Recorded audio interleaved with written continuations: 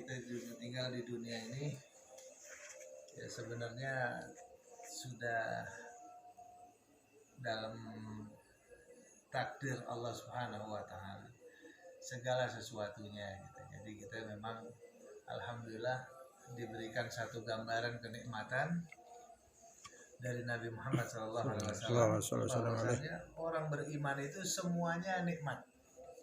Kalau dia dapat musibah dia bersyukur, dia bersabar itu kebaikan. Dan itu ketinggian derajat di mata Allah Subhanahu wa taala. Dan bagi orang yang mendapatkan kenikmatan lalu dia bersyukur kepada Allah taala, itu juga baik. Nah, artinya semuanya nggak ada yang jelek dalam kondisi apapun, khusus untuk umat Nabi Muhammad SAW. Ini satu kenikmatan yang luar biasa buat kita. Jadi kita nggak terlalu kaget apabila kita menghadapi ujian-ujian. Nah, ujian-ujian kayak apa itu kita ya dengan nggak terlalu berat lah kita rasakan apabila kita benar-benar meresapi gitu ya, memikirkan bagaimana kenikmatan dan juga musibah itu pada hakikatnya adalah ujian dari Allah Subhanahu wa taala bagi orang-orang yang beriman. Belum tentu kenikmatan yang kita rasa nikmat, nah ternyata itu membuat kita senang. Nah, belum tentu juga sesuatu yang kita lihat tidak enak dan kita rasakan tidak enak ternyata itu membuat kita tidak enak. Belum tentu, bisa jadi sebaliknya. Bahkan justru kalau kita lihat daripada yang Nabi terangkan tadi, bahwasannya orang beriman itu apabila dapat musibah dia bersabar, dapat kenikmatan dia bersyukur, semuanya adalah sebuah kebaikan. Itu berarti menunjukkan bahwasannya semata-mata datangnya dari Allah Subhanahu wa taala dan kembali pun juga kepada Allah Subhanahu wa taala. Nah, kita ini hanya menjalankan saja daripada irama yang sudah Allah takdirkan untuk kita. Alhamdulillah. Ya, ini mungkin ada satu pelajaran yang luar biasa saya temukan dalam ada satu kitab namanya Tajul Arus Al-Hawi li Tahdzibin Nufus karya Imam Ibnu Athaillah Sakandari. Nah, dalam kitab itu dia menerangkan ada satu dosa yang dosanya cukup besar tapi banyak tidak dirasakan oleh kebanyakan orang. Apa dia? Yaitu keraguan tentang rezeki. Keraguan tentang rezeki. Keraguan tentang rezeki ini kenapa dibilang dosa? Karena sesungguhnya dia meragukan pemberi rezekinya itu. Yang dia ragukan itu Allah. Sang Khalik, sang pemberi rezeki yang dia ragukan itu. Makanya di situ ada kalimat dosa besar orang yang meragukan tentang rezekinya. Berarti musyrik. Masuk musyrik. Mengarah pada kemusyrikan. Orang yang ragu tentang rezekinya. Ada orang bilang, nanti saya hidupnya bagaimana nih ke depan? Ntar saya rezekinya bagaimana nih ke depan? Nah, ada orang yang kayak begitu menganggap bahwasannya rezeki dia itu dia ngatur. Gitu. Padahal enggak. Rezeki kita ini bukan kita yang ngatur. Allah yang ngatur. Kita ini cuman disuruh untuk mencarinya saja. Tinggal jalanin aja. Mau carinya di mana? Menjemput yang lebih tepat bahasanya menjemput. Nah, dengan menjemput itu, nah kita bisa lebih tenang lagi, lebih yakin lagi daripada kehidupan kita semua bahwasannya segala sesuatu yang kita jalanin ini sudah diatur oleh Allah Subhanahu wa taala. Kita bersyukur kepada Allah, alhamdulillah kita diciptakan menjadi orang beriman dan sampai sekarang tetap beriman, dan insya Allah Ta'ala ke depannya. Nah, kita melihat daripada sejarah Nabi Muhammad SAW dan para sahabat. Nah, gimana tuh sahabat Nabi dan Nabi Muhammad dan keluarganya dalam memperjuangkan, mendakwahkan agama gitu yang dibawa, yang diberikan Allah Ta'ala untuk disiarkan. Nah, Nabi kita ini dalam ujiannya nggak tanggung-tanggung gitu. Kayaknya seberat-beratnya ujian itu udah dihadapi oleh Nabi Muhammad. Nabi kita mau dibunuh, sampai rumahnya dikepung. Kemudian Nabi kita diboikot ekonominya, dibuat melarat, dibuat miskin. Sampai di itu embargo itu sampai 3 tahunan, embargo Bani Hashim. Luar biasa.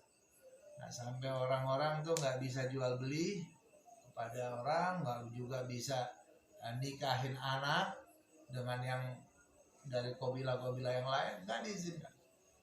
Itu sampai sedemikian rupa penderitaannya orang-orang, sampai ada sahabat Nabi yang bertanya, ya Rasulullah, bukankah kita di atas kebenaran? Bukankah kita di atas agama yang benar?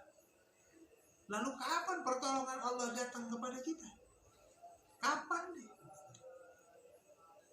Itu artinya yang dihadapi oleh sahabatnya udah bener-bener kayak penderitaan dia udah mentok gitu. Emang kita nih kenapa nggak dibela Allah sampai sekarang gitu lah kira-kira. Apa jawab Nabi SAW? Wah, umat terdahulu tuh ada yang sampai disisir dari kepala sampai badannya copot, itu kulit sama dagingnya semua disisir pakai cara begitu ada. Tapi mereka bersabar gitu. Jadi tenang aja. Kalian ini harus bersabar, kata Nabi. Kalian orang yang terburu-buru.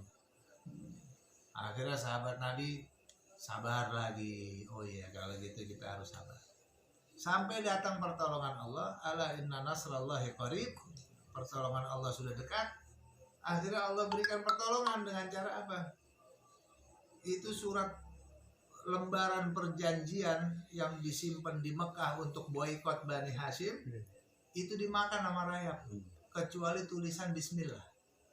Hanya Bismillah aja yang nggak dimakan sama rayap. Selebihnya semuanya dimakan sama rayap. Itulah jadi pertanda kesepakatan itu, kesepakatan zolim, membiarkan memboikot Bani Hashim.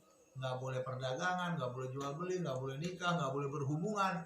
Apapun dengan mereka, ini adalah kesepakatan zolim, dan akhirnya kesepakatan itu bubar. Semenjak itu masing-masing ada lagi sudah bebas lagi untuk berhubungan, jual beli dan lain-lain. Alhamdulillah. Nah, pertolongan Allah ini selalu datang, selalu datang, selalu datang. Dan yang menariknya, setiap kali ada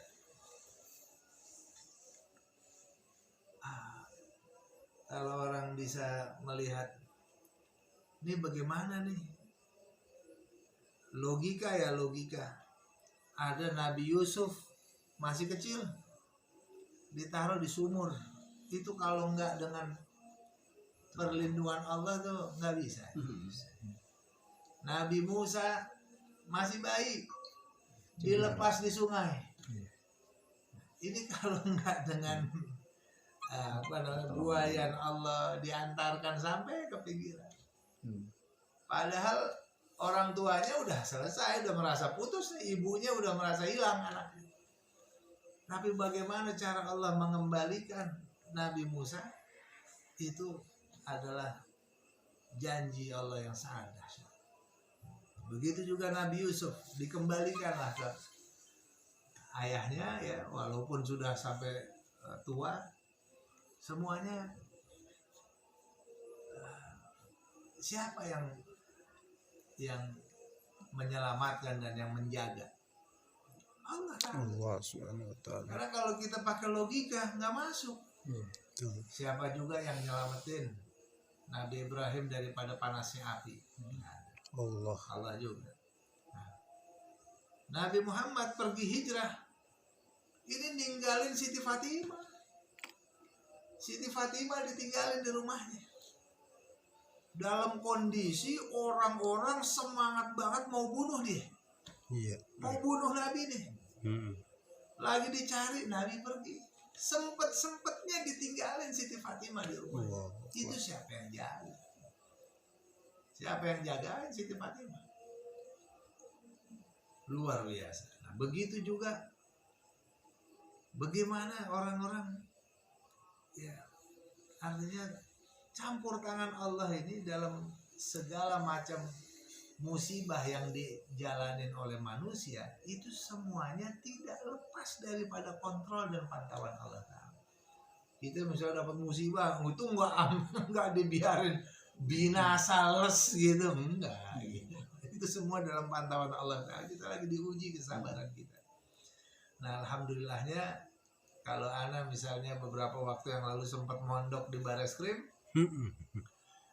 nah, kita syukurnya nih begini, udah lama nih kita mendoktrin diri kita kalau apa aja yang dialami sama Nabi Muhammad SAW dan keluarganya dan umatnya, di Taif dilemparin batu Nabi kita. Saya tuh udah lama nyimpen gitu, kalau Nabi aja digituin, bagaimana kita mau cerita revolusi? Mau revolusi mau enak-enakan gitu, mau cerita revolusi mau di kursi empuk ber-AC. Nabi kita Nabi gitu. Dibiarin tuh batu-batu nempel ke badannya, dibiarin darahnya ngocor. Itu kan ada pertanda. Apa ini? Kok Allah biarin itu batu-batu kena kepada Habibnya? Nggak ada lain adalah sebagai pelajaran bagi umatnya. Umatnya nanti jangan pengen enak-enakan aja, ente mau cerita perubahan, tapi mau enak-enakan ya. Lihat Nabi Muhammad, umat Islam, agama Islam bisa begini gedenya, bukan karena orang enak ngomong, iya itu kan mukjizat Nabi. Enak bener mukjizat Nabi, lihat tuh kayak apa dia.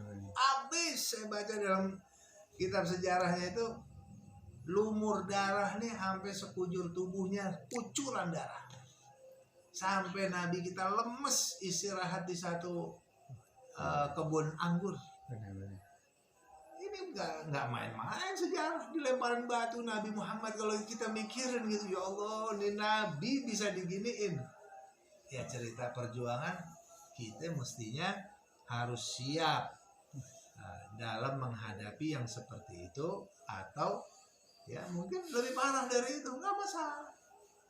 Gitu. Itu udah dialami nama Nabi, dilemparin batu. Nah kita sekarang belum dilemparin batu, belum dilemparin apa-apa gitu. Udah nggak mestinya kita mundur, baru suka-suka dilemparin gas air mata. Ya, ada juga lah. Nah, ada yang luka-luka, ada yang apa, alhamdulillah. Tapi jangan membuat kita kendor dalam perjuangan. Semuanya tercatat oleh Allah Ta'ala, tercatat. Begitu Nabi kita luka-luka, kita mikir, oh Nabi aja dalam perjuangan begini nih, mempertahankan agama kita, menyebarkan agama. Ya kita mestinya mempertahankan agama kita.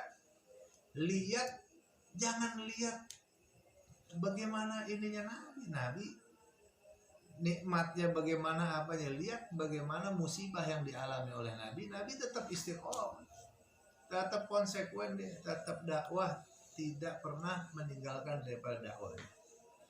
Kemudian Nabi kita pernah mau dibunuh, nggak nantinya dia takut akhir dalam perjuangan, wah ini berjuang konyol nih begini, kita mau dibunuh, enggak. Nabi kita langsung, kenapa? Karena dia yakin betul bersama-sama Allah Subhanahu wa Ta'ala. Nah begitu juga Sayyidina Abu Bakar di dalam goa, ketika dia bersembunyi dalam goa, ternyata ini pasukan Quraisy ini pergi juga ke goa tempat Nabi kita bersembunyi. Itu apa yang terjadi? Sayyidina Abu Bakar Siddiq di situ menangis dia. Ditanya sama Nabi, apa yang buat engkau nangis di sini? saya nangis karena engkau ya Rasulullah. Kalau saya mati hari ini, kelihatan dia lihat kakinya aja, dia lihat kita. Habis kita hari ini selesai, engkau mati. Hari ini siapa pelanjutnya? Kalau saya yang mati, besok 1000 Abu Bakar lagi muncul. Tapi apa? Kata Nabi SAW, la takhaf wa la tahzan, innallaha ma'ana. Jangan kamu takut, jangan kamu sedih, Allah bersama kita. Siapa yang mikir? Ini ilmu setan, nih ilmu setan. Tuh, pada Muhammad di sono dia pakai ilmu cicak nih dukun, karena nyari ke sono kemari nggak bisa. Datang ke dukun, dukun nih ngasih tahu, pakai cicak ekornya nunjukin ke atas gunung, mengarahkan orang-orang tuh ke sono larinya. Oh, di sana ada goa tuh. Bagaimana nih cicak ngasih tahu Nabi Muhammad dan Sayyidina Abu Bakar ke atas goa, didatengin ke sana, bener-bener didatengin. Itu kan ilmu setan. Bener nih ilmu setan nih, bener. Iya. Tapi tentara Allah nggak tinggal diam dengan ilmunya setan ini. Ada lagi prajurit-prajuritnya. Ilmu Allah jauh lebih di atas. Wah, ilmu Allah nggak terkira. Akhirnya apa? Burung sama laba-laba, Mas. Selesai itu ilmu setan, selesai begitu aja. Sialan kita dibohongin tuh sama dukun. Mana mungkin di sini ada orang masuk di sini. Laba-laba sarangnya aja tebal banget. Ini mah 3 bulan ya, nggak pernah diutak-atik orang. Ada burung merpati bertelur. Nggak mungkin dia bilang ada orang kesini, kita dibohongin sama itu dukun. Pulang mereka sia-sia. Ilmu setan ada, dibiarin tuh bekerja. Tapi jangan lupa ada ilmu dahsyat, ilmu Allah Subhanahu Wa Taala yang mematahkan itu. Tetap menang bagi orang-orang beriman. Nah, ala kulli hal, begitulah perjalanan kalau kita perhatikan sejarah Nabi Muhammad SAW. Ya ini buat pelajaran buat oh Nabi kita digituin, ya udah kita juga harus siap, pasang badan gitu. Di hati kita tancepin, kita juga harus siap dalam bela agama sebagaimana Nabi udah nyontohin gitu.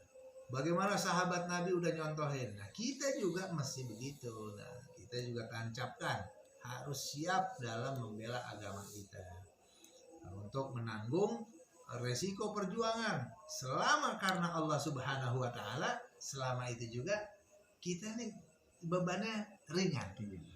Oke, begitu saya masuk di pesantren Bareskrim Mabes Polri 8 bulan di sana, begitu dibilang Pak Kiai nggak pulang lagi. Loh, emang saya kenapa nggak pulang lagi? Pak Kiai ditambahin pasal-pasal. Jadi tadinya pasal kerumunan itu nggak bisa buat kita ditahan tuh. Kerumunan tuntutannya ringan, tapi begitu ditambahin pasal-pasal, nah, jadi sehingga lewat dari 5 tahun itu kita bisa ditahan. Ya udah kalau gitu berarti ini udah takdir saya. Ini yang sudah lama saya nantikan. Saya persiapkan diri saya kalau sampai emang harus di penjara, ya udah waktunya gitu. Kalau emang harus luka, ya sudah waktunya. Jadi kita tuh tancepin nih. Oh, Nabi Muhammad sampai begini, sampai luka. Oh, sampai mau dibunuh. Oh, dia nih mau diasingkan juga. Oh, dia juga mau dikurung, mau dipenjarakan. Oh, dia disiramin kotoran. Oh, dia difitnah. Oh, dia diadu domba. Semua yang dialamin oleh Nabi itu jadi catatan buat kita. Kita harus siap untuk mendapatkan ujian-ujian seperti itu gitu. Apalagi Nabi maksum, kita masih berdosa, itu adalah untuk nebus dosa-dosa kita. Jadi begitu saya dibilang nggak ada, ya udah berarti ini sudah waktunya yang saya persiapkan. Berarti sekarang waktunya saya harus mondok, harus uzlah. Selesai. Begitu masuk, ternyata satu kamar sama Habib Rizik. Alhamdulillah, ya udah ini udah waktunya kita gabung bareng lagi. Jadi nggak ada yang berat, nggak ada rasa berat, nggak ada rasa ringan. Kita ibadah aja di situ udah. Ya, seberat-beratnya di penjara, ya tetap enak aja karena kita karena Allah. Karena Allah, lillah. Jadi beratnya semua untuk Allah Ta'ala gitu. Dan kita selalu introspeksi dengan bagaimana sahabat Nabi dan ulama-ulama terdahulu dalam mempertahankan agama. Ya kita belum ada apa-apanya. Kita belum ada apa-apanya, dan kita insya Allah Ta'ala terus menerus sampai akhir hayat kita dalam berjuang. Nah, konsepnya adalah kita berjuang jangan melihat peluang. Peluangnya gimana? Kayak model